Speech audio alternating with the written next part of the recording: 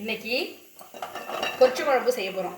அதுக்கு தேவையான காய்கறிகள் கத்திரிக்காய், முருங்கைக்காய், பலாக்கொட்டை இருந்தால் போட்டுக்கலாம். எப்படி செய்கிறதுன்னு பார்ப்போம். இப்போ இந்த முருங்கைக்காவும் கத்திரிக்காயும் போட்டாச்சு. இப்போ அதுக்கு தேவையான அளவு தண்ணி ஊற்ற வேண்டியதுதான்.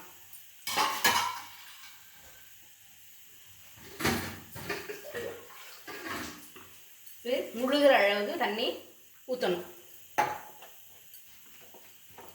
நான் வேகணும் இல்லையா காய்கறி. பலாக்கொட்டை இருந்தால் போடலாம், ரொம்ப டேஸ்ட்டாக இருக்கும். நான் கத்திரிக்காயும் முருங்கைக்காவும் போட்டிருக்கேன். இப்போ தேவையான அளவு தண்ணி ஊற்றியாச்சு. நல்லா முழுகிற அளவுக்கு, நல்லா முருங்கைக்காய் கத்திரிக்காயெல்லாம் வேகிற அளவுக்கு தண்ணி ஊற்றி மூடி வச்சுருங்க. கொஞ்சம் கொதி வந்துடட்டும். கொதி வந்துருச்சு. இப்போ கொஞ்சமாக ரொம்ப வேண்டியதில்லை, கொஞ்சமாக மஞ்சத்தூள்,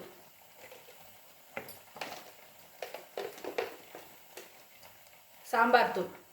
ரொம்ப உரப்பு வேண்டியதில்லை, ஏன்னா இந்த பொரிச்ச குழம்பு தானே, அது ரொம்ப உரைக்கணும்னு அவசியம் கிடையாது. சாம்பார் தூள் தேவையான காய்கறி தேவையான சாம்பார் தூள்,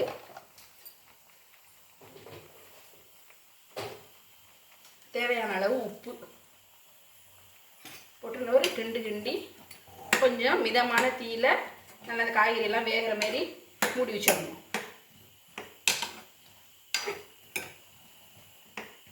தண்ணி போதும், வேணுங்களா பத்தலைன்னா ஊற்றிக்கலாம். குறைஞ்ச தண்ணியில் வச்சு மிதமான தீயில் வேக வைக்கணும். காய்கறியெல்லாம் வெந்ததும் பார்ப்போம்.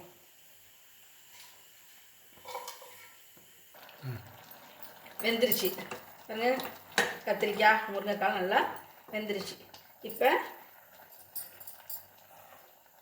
பைத்தம்பருப்பையும் துவரம்பருப்பையும் வேக வச்சு வச்சுருக்கேன். நீங்கள் எந்த பருப்பு எது ஒரு பருப்பு வேணாலும் போட்டுக்கலாம், 2 பருப்பு கலந்து போட்டுக்கலாம், எல்லாமே டேஸ்ட்டாக இருக்கும். வெறும் துவரம்பருப்பு வேணாலும் போட்டுக்கலாம், இல்லை வெறும் பைத்தம்பருப்பு வேணாலும் போட்டுக்கலாம், இது உங்கள் விருப்பம்.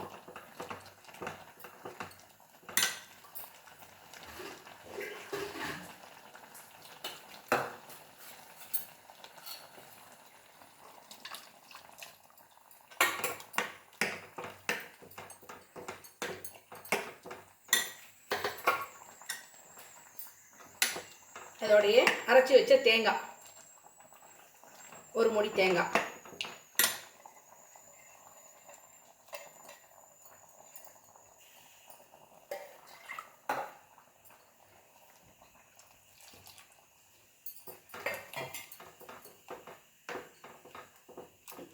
இந்த அளவு இருக்கும்.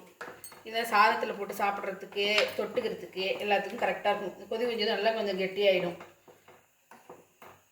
இந்த நேரத்தில் உப்பை செக் பண்ணிக்கோங்க.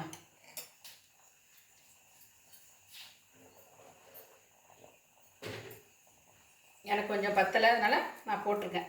உப்பு பார்த்து போட்டுக்கங்க.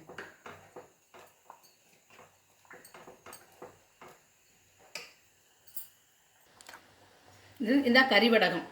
நீங்கள் நாங்கள் வீட்டிலே தயார் பண்ணது. இது உங்கள் வீட்லேயும் இருக்குன்னு நினைக்கிறேன், இல்லைனாலும் கடையில் கிடைக்கும், வாங்கிங்க. இந்த கறி வடகத்தை அப்படியே உதிர்த்து அப்படியே லேசாக ஒரு நல்லா அப்படி பொரிஞ்சு வரும். அப்படியே அவ்வளோ. இதுதான் இதோட டேஸ்ட்டே அதிகப்படுத்துறது. இந்த கறி வடகம் போட்டால் தான் நல்லாயிருக்கும். பொரிச்ச குழம்புக்கு கறி வடகம் போட்டால் தான் நல்லா டேஸ்ட்டாக இருக்கும். இந்த பாருங்க, நல்லா பொரிஞ்சு வந்துருச்சு.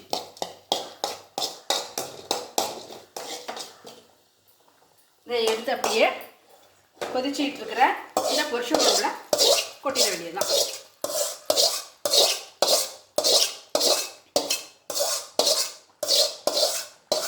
அவ்வளோதான், பொரிச்ச குழம்பு ரெடி. இது சாம்பார் சாதத்துக்கு, வத்த குழம்புக்கு, துவையல், அது இந்த சாதத்துலேயும் போட்டு சாப்பிட்லாம். அவ்வளோ டேஸ்ட்டாக இருக்கும். இதுதான் தஞ்சாவூர் பக்கத்தில் செய்கிற கத்திரிக்காய் முருங்கைக்காய் பலாக்கொட்டை போட்ட பொரிச்ச குழம்பு. இதை செஞ்சு பாருங்கள், ரொம்ப அருமையாக இருக்கும். உங்களோட கமெண்ட்டை சொல்லுங்கள் செஞ்சு பார்த்துட்டு.